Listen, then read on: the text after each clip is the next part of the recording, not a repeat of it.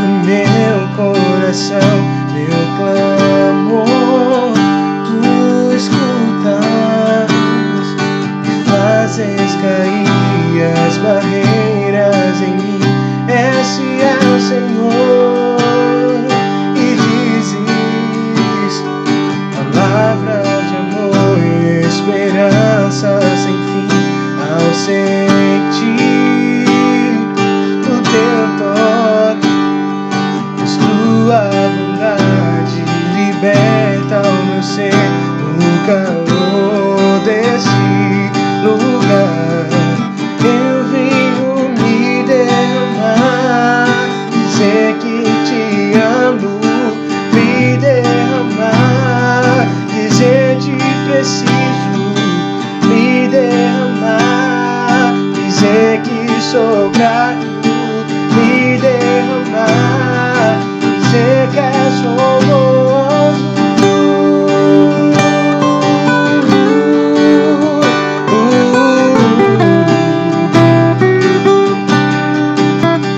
Eis-me aqui outra vez diante de ti, abro meu coração, meu clamor, tu escutas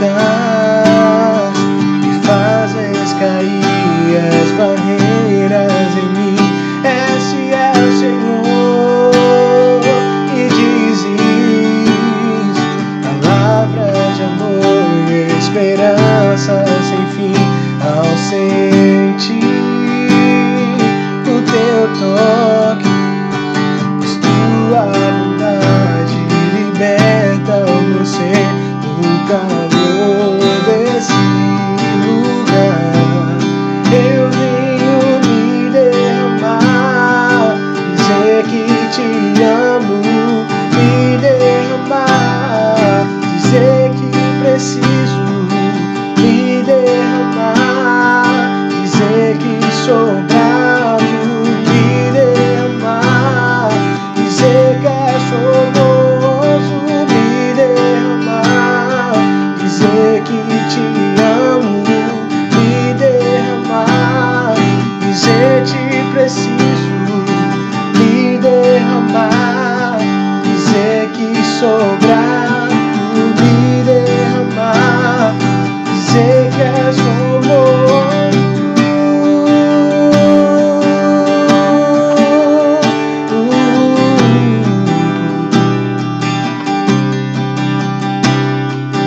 Me derramar, dizer que te amo, me derramar, dizer te preciso, me derramar, dizer que sou grato, me derramar, dizer que és famoso.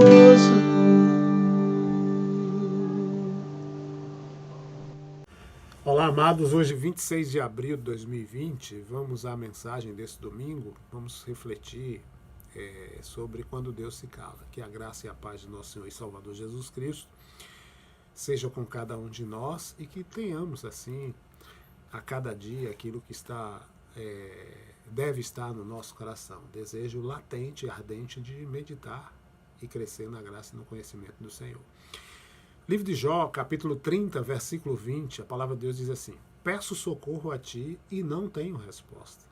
Estou diante de ti, mas nem olhas para mim. Que o Senhor aplique essa palavra ao meu e ao seu coração. A gente está vivendo um momento de silêncio. O mundo está inquieto, está conturbado, né? Mas a gente tem um momento que devemos ter como precioso, que é o momento desse silêncio, do isolamento, né, da quarentena. E a verdade é que alguns tipos de silêncio, eles funcionam como uma barreira, nos isolam, né, como nesse caso, com o propósito de nos distanciar de algumas coisas, tá? E com vistas a que a gente extraia lições. Esses dias muitas coisas silenciaram, ainda que de maneira, como disse, forçada. Muitos tiveram que se render ao silêncio, né? Se adaptar a ele e buscar entender a sua razão de viver, como o mundo andava, como o mundo vai andar. Outros, no silêncio que estamos vivendo, quando deveriam refletir sobre si, na verdade, acaba explodindo aquilo que está no seu interior, né, fruto de um interior barulhento que nunca silencia. E é importante a gente entender também essas situações. Agora, nesse silêncio, é importante a gente refletir sobre um outro tipo de silêncio, o silêncio especial, que é o silêncio de Deus, como Jó diz aqui, né? Peço socorro a ti, não tenho resposta. Estou diante de ti, mas nem olhas para mim. E esse sentimento, obviamente, não estava somente no coração de Jó, mas está latente no nosso coração. Amados, muitas vezes a gente não escuta a voz do Senhor por um simples fato. A gente não está prestando atenção nele. Agora, também tem outros momentos que a gente busca ao Senhor de forma extremamente ansiosa, ávidos por aquela resposta tipo sonrisal, né, quando o calo está apertando diante das circunstâncias da vida, e aí ele silencia. E aí, que lições a gente vai tirar? É óbvio que no silêncio de Deus ele tem propósitos para nos prover benefícios. Cabe a nós, né, discernir para aprender, assim, como interpretar esses momentos. Porque, por exemplo, você tem o seu momento devocional com Deus. Não sei qual horário que você tem, que seria aquele momento de solitude. O que você busca? Você busca, ou já buscou, já entendeu, já interpretou e já vivencia, ouvir a voz do Espírito Santo, tá? E ela vem não somente a partir do sussurrar suave e tranquilo para nos instruir, mas também a gente precisa observar que muitas vezes é no silêncio que o Senhor fala. E temos que aprender com Ele, porque no silêncio Ele também nos fala de forma tão impactante, com o mesmo valor que seria se Ele sussurrasse a nossa mente, ao nosso coração. O silêncio de Deus para nós traz mensagens mais claras e objetivas e tão importantes quanto se ouvíssemos a sua voz. Então, discernindo por que o Senhor se calou, a gente vai aprender a ver o silêncio como maneira de Deus falar conosco. Então vamos ver um primeiro ponto. Deus nos corrige pelo silêncio. Se olharmos para a nossa infância, né? Eu mesmo, tanta travessura, e quando nosso pai, nossa mãe olhava para a gente com um olhar assim, zangado, em silêncio, né? Esse tipo de silêncio acompanhado daquela testa franzida, ela servia para nos revelar com mais intensidade que estava uma zanga ali naquela situação. E nesses momentos a gente sentia o quê? Um desejo de arrependimento mais sincero do que aqueles vindo de palavras de repreensão, né? Que não, em muitos casos, não resolveriam por conta da nossa teimosia. E esse silêncio, né, ele é um ato de correção. Nós vivemos isso na infância, eu vivi isso, não sei você, tá? Nos dias de Eli, a gente vai ver um silêncio de Deus. Às vezes o silêncio de Deus tem um objetivo de corrigir.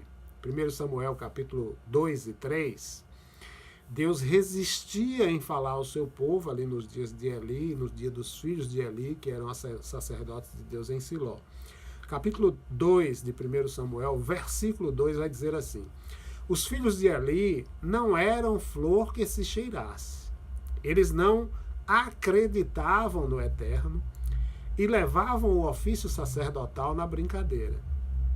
O versículo 17 vai dizer: era horrível o pecado que os dois jovens cometiam bem na presença do Eterno, profanando a oferta sagrada.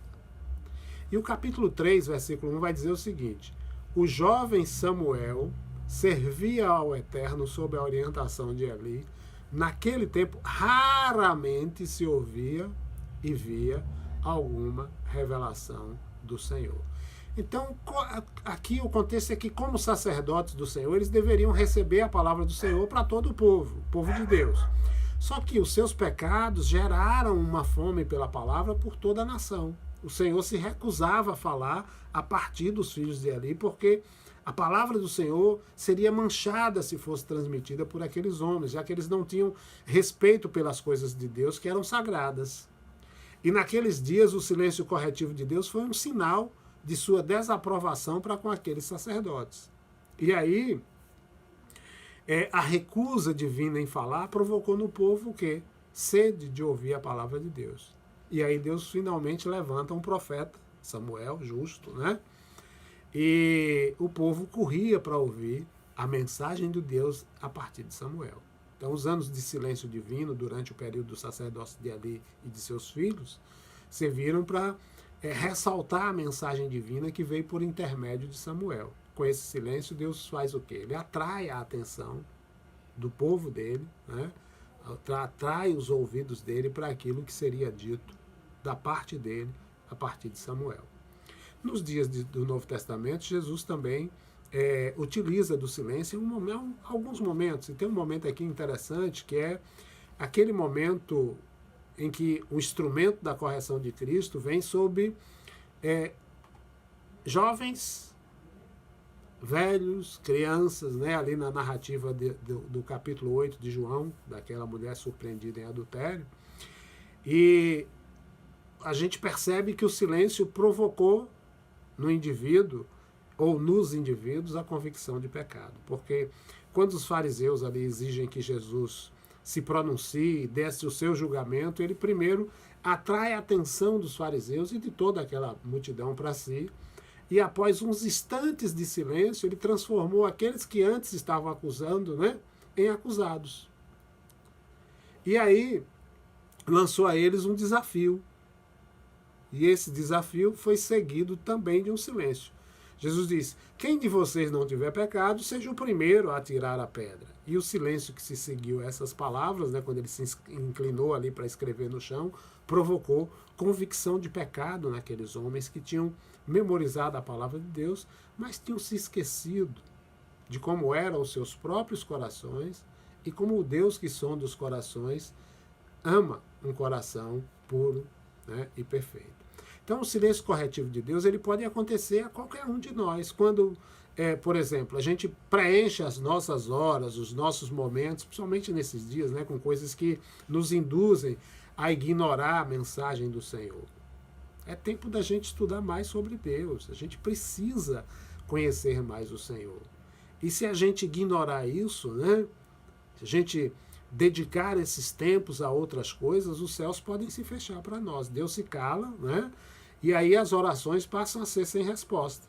Só que o silêncio de Deus pode levar a gente ao arrependimento, pode nos levar a confessar a nossa rebeldia, pode nos levar a confessar a dureza do nosso coração, e aí Deus atende o nosso coração, a nossa oração, nos dando a graça necessária para realizar aquilo que Ele anteriormente nos tinha orientado. Então, em meio a esse silêncio corretivo de Deus, nós somos levados a pensar bem, né, em nossa culpa e nas consequências do nosso pecado. E aí, assim, o silêncio de Deus é uma bênção para nós. Por quê? Porque nos impulsionou a analisar melhor a nossa conduta e a abandonar a nossa posição de engano e de obstinação pelo erro. Segunda coisa que a gente precisa entender é que existe o silêncio misericordioso. Em outros momentos o Senhor, né, mostra a sua resistência em nos falar como uma extensão da sua infinita misericórdia e graça. E não é uma correção. A sua paciência, ela pode nos dar tempo para que a gente possa refletir, para que a gente possa se arrepender e aí sermos salvos de um erro maior ou sermos protegidos de um conhecimento que muitas vezes poderia nos levar à destruição. Então a misericórdia de Deus, ela é revelada no silêncio, ela é apresentada de forma triste e dolorosa quando, por exemplo, nós temos um momento especial ali na prisão e no julgamento de Jesus. O profeta Isaías mostra que o Messias estava caminhando para a morte em silêncio, né? Isaías 53:7 diz: ele foi afligido e torturado, mas não disse uma única palavra. Como a ovelha que é levada ao matadouro, ou o cordeiro para ser tosquiado, ele aceitou tudo em silêncio. Então, esta profecia ela se cumpre quando Jesus é preso e surge ali em completo silêncio diante da multidão que o prendeu. E ele continua em silêncio perante Herodes e Pilatos. E as palavras que Jesus diz a Pedro, né, são palavras que são importantes a gente refletir, porque são um lindo lembrete da graça divina. Jesus diz em Mateus 26, 53, 54 o seguinte: não entendem que eu poderia agora mesmo clamar ao meu Pai, e 12 exércitos de anjos, até mais se eu quisesse, viriam combater a meu favor. Mas se eu fizesse isso, não se cumpririam as Escrituras. Elas dizem que tem que ser assim. Então, com uma única palavra, Jesus, na verdade, poderia fazer descer um castigo imediato sobre o mundo que se atrevia a rejeitar o unigênito Filho de Deus. Mas ele preferiu o quê? O silêncio.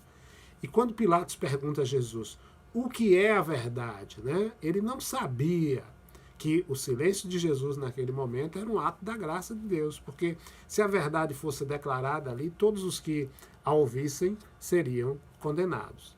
Fica uma lição importante para mim e para você, porque nesse momento de isolamento social, o silêncio misericordioso de Deus tem lições importantes para mim e para você. Talvez você esteja se sentindo frustrado porque não está conseguindo nem fazer um bico, ou porque não consegue exercer a sua profissão, ou porque está com medo de perder o emprego.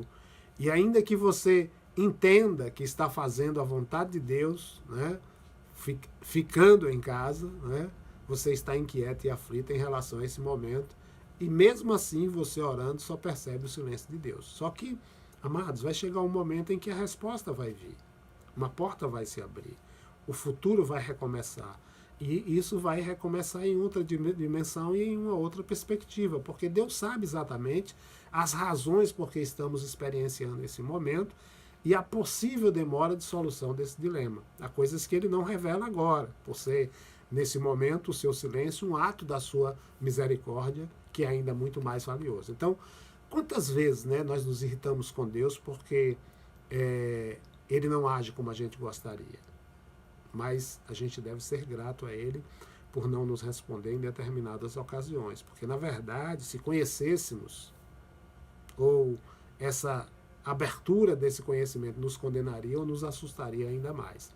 Então, se nós compreendermos bem as nossas limitações perante Deus, a gente pode entender melhor, né, aquilo que os filhos de Israel passaram a tremer, né, quando Deus pronunciou ali no Monte Sinai a sua lei. Eles disseram a Moisés o seguinte: fala conosco e ouviremos, mas que Deus não fale conosco, senão vamos morrer. Eles perceberam o silêncio de Deus como um ato de misericórdia. Temos também, amados, o silêncio da aprovação. O mais vivo relato da palavra de Deus de que a gente tem, de como Deus submete o ser humano à aprovação, é o que a gente encontra na vida de Jó, no livro de Jó. Deus permitiu que ele perdesse filhos, Deus permitiu que ele perdesse riqueza, saúde, tudo, né? A finalidade era o quê? Era provar o coração de Jó e ver se ele continuaria a servir ou se iria abandonar Deus e morrer, como sugeriu a sua esposa. Só que, além da provação das perdas, Jó passou por outra provação ainda mais agonizante, que foi o silêncio de Deus. O Senhor se recusou a atender os seus clamores, nos quais ele pediu uma explicação para aquilo que estava acontecendo à sua vida. E a história de Jó vai nos mostrar que a aflição, às vezes, não é tão dolorosa como não é tão dolorosa como a sensação que a gente tem de se sentir abandonado, né?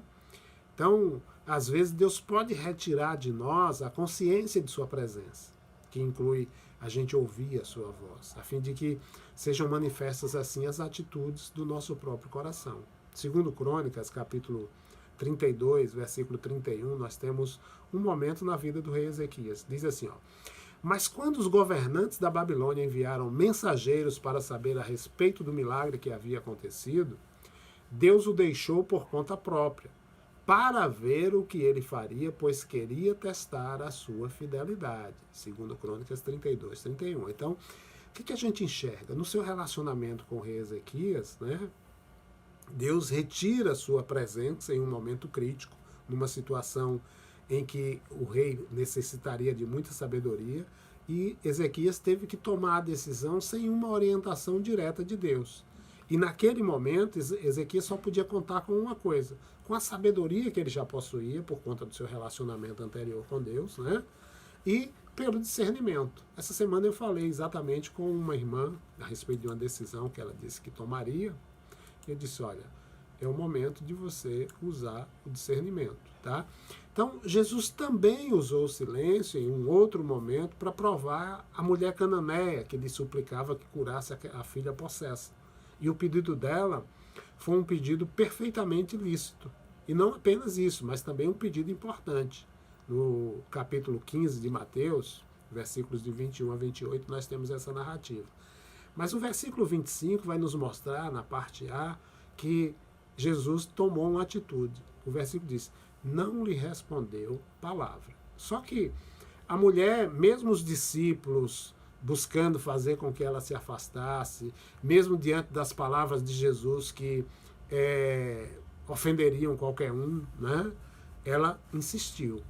E aí, afinal, né, no final, o Senhor atendeu o pedido dela e ainda elogiou a fé dela. O silêncio dele foi um teste para aquela mulher, revelando o que havia no coração dela. Então, existem momentos em que Deus vai recuar a nos responder imediatamente, a fim de provar a nossa persistência, a fim de provar a nossa confiança nele, e para ver se a gente vai continuar batendo na porta até a porta se abrir, como diz Mateus capítulo 7, versículo 7. O silêncio dele vai servir para manifestar a nossa atitude para com ele, nos dando uma oportunidade de demonstrar o que há no nosso coração em relação a ele, a nossa confiança no seu poder. Há ainda o silêncio da espera. Isaías 30, versículos 15 e 18 diz assim, ó, versículo 15. O eterno Senhor, o Santo de Israel, está dando este conselho solene. Se querem salvação, voltem para mim e parem com esses esforços inúteis para se salvar. Sua força virá depois que se acalmarem em completa dependência do meu poder. Exatamente aquilo que vocês se recusam a fazer. Aí o versículo 18 vai dizer, mas o Eterno não terminou ainda, ele quer ser bondoso com vocês. Ele se esforça para tratá-los com misericórdia. O Eterno aguarda o melhor momento para fazer tudo certo. Tudo. Felizes os que esperam nele. Então, muitas vezes, ficar em silêncio significa esperar. Provavelmente todos nós, né, já vivemos situações em que tivemos que permanecer em silêncio, porque a gente estava ouvindo uma pessoa e essa pessoa falava pelos cotovelos, não nos dando a chance de dizer uma só palavra. E aí, numa situação dessa, o que a gente faz? A gente geralmente deseja que o outro se canse, né, de tanto falar, para que a gente possa responder, que a pessoa se cale. E o Senhor, frequentemente, ele fica em silêncio, esperando a nossa atitude, né, na dimensão do Salmo 46, versículo 10, que a irmã Aide gosta tanto, aquietai-vos e sabei que eu sou Deus. Então, em muitos salmos, a gente vai ver, né, o fiel salmista perguntando a Deus por que ele se cala em momentos de grandes dificuldades. E se a gente examinar esses clamores, nós vamos perceber que em alguns deles o salmista assume um tom aflito, um tom desesperado, demonstrando que perdeu a confiança em Deus, que está dominado pelo medo. E um bom exemplo disso é o salmo que lemos quinta-feira, o Salmo 35. Nós lemos na sexta-feira. Todo o texto ali é um longo pedido de socorro. Se nós estivéssemos vivendo a mesma situação que o salmista, no instante, no momento em que ele escreveu o Salmo, as nossas orações teriam o mesmo tom de desespero que ele descreve.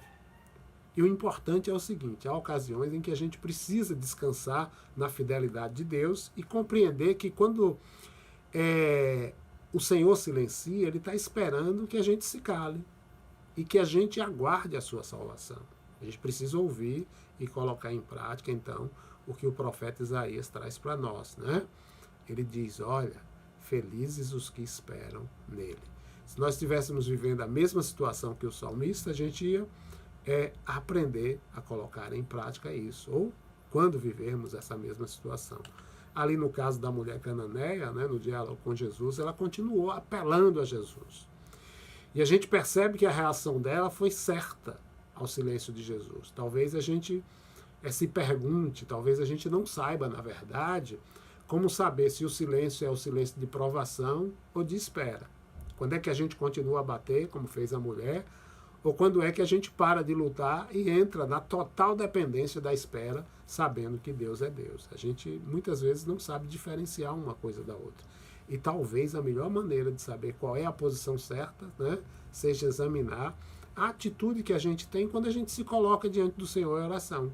A gente está perseverando em oração porque a gente confia em que Deus vai nos atender, ou estamos fazendo um apelo ansioso, lutando, desesperado, com medo de que Deus tenha se esquecido de nós.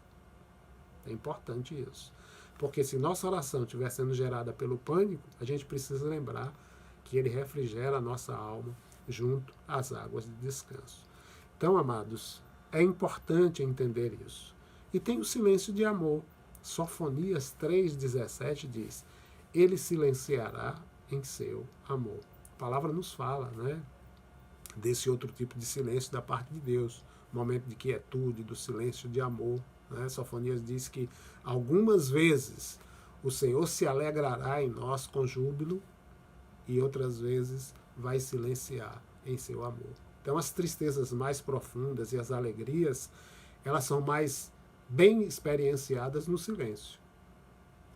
Esses dias de quarentena, observando o semblante de algumas pessoas, né, que perderam parentes, a gente vê que no momento de sepultamento e também no momento de nascimento de crianças, né, existem ocasiões e situações em que as palavras só servem para atrapalhar, elas são como que intrusos. E nesses casos o silêncio é o único canal que pode comunicar exatamente aquilo que está no nosso coração. E aí a gente vai percebendo nos olhares das pessoas que estão perdendo seus entes queridos nessa pandemia, e a gente vê um misto de tristeza e também de alívio. Eu fico assim, eu vi um caso de uma mãe com 2 filhinhos, uma menina com 3, 4 anos, não lembro, e um filho de 6 meses. E você vê a tristeza, mas também o sentimento de alívio por conta do sofrimento que eles estavam experienciando. A gente pode entender, né, que, como diz o pregador em Eclesiastes 3, tudo tem seu tempo. Deus tem para nós momentos em que Ele não nos apresenta revelações turvas ou até mesmo extremamente claras ou palpáveis, nem vai puxar nossas orelhas, nem vai nos dar dicas importantes. Há momentos em que Ele apenas nos atrai para junto de si, a fim de que simplesmente a gente descanse no seu amor. Tá? Então, é importante a gente entender isso. Há uns dias atrás preguei sobre o Salmo 131, versículos de 1 a 3, né? São 3 versículos, que mostra aquilo que Davi falando sobre um momento de descanso. E o Salmo vai dizer que a criança que desmama, ela não volta ao colo da mãe para buscar ali alimento, mas simplesmente para repousar.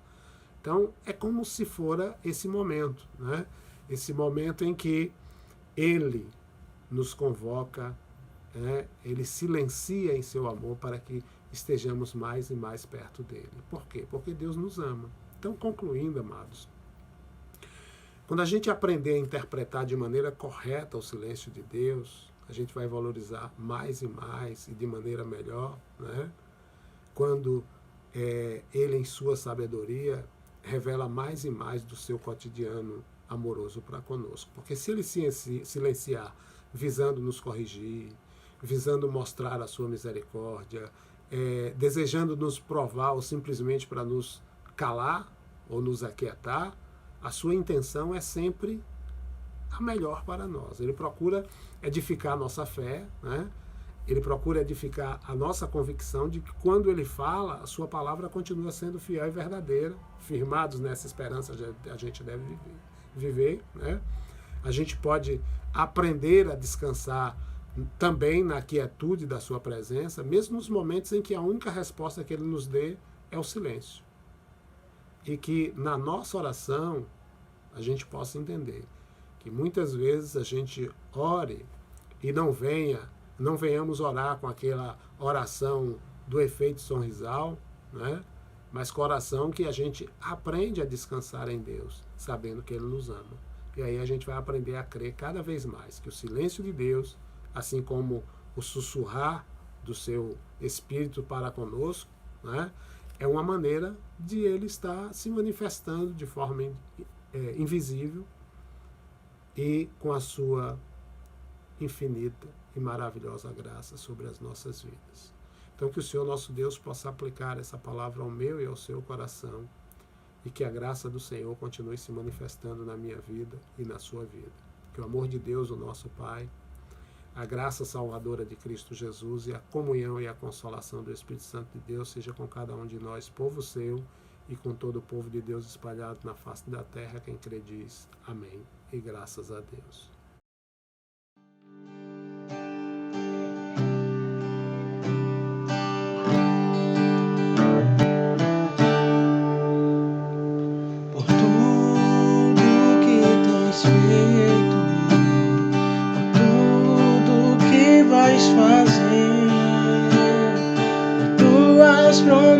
promessas e tudo que és. Eu quero te agradecer com todo o meu ser, por tudo que tens feito, por tudo que vais fazer, por tuas promessas e tudo que és. Eu quero te agradecer com todo o meu ser. Te agradeço, meu Senhor.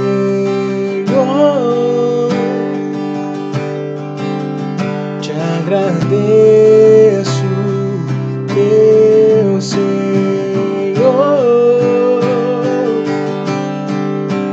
Te agradeço por me libertar e salvar, por ter morrido em meu lugar. Te agradeço, Jesus, te agradeço. Eu te agradeço, te agradeço.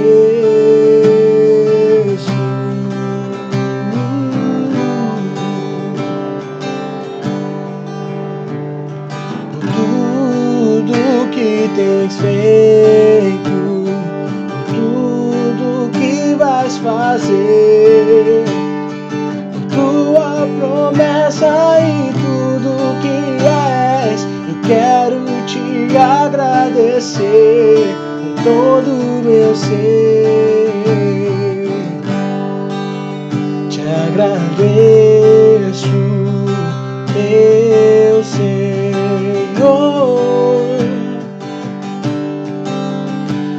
Agradeço, meu Senhor. Te agradeço por me libertar e salvar, por ter morrido em meu lugar. Te agradeço, Jesus, te agradeço.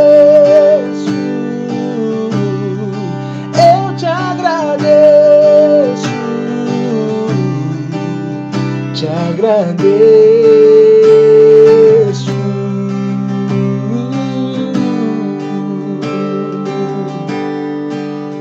Te agradeço por me libertar e salvar, por ter morrido em meu lugar. Te agradeço, Jesus, te agradeço. Eu te agradeço, te agradeço.